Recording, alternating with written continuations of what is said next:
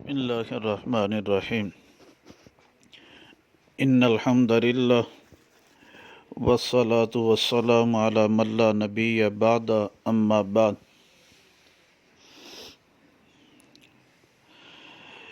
حدیث مبارکہ ہے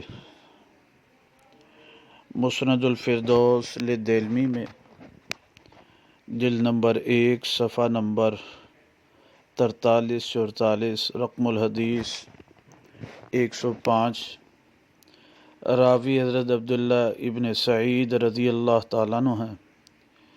نبی پاک صلی اللہ علیہ وسلم نے فرمایا، انا مدینۃ العلم، میں علم کا شہر ہوں، و ابو بکر اساسہا، اور ابو بکر اس کی بنیاد، و عمر حیطانہا، اور عمر اس کی دیواریں، اور و عثمان سقفہا، اور عثمان اس کی چھت، و علی بابہا، اور علی اس کا دروازہ۔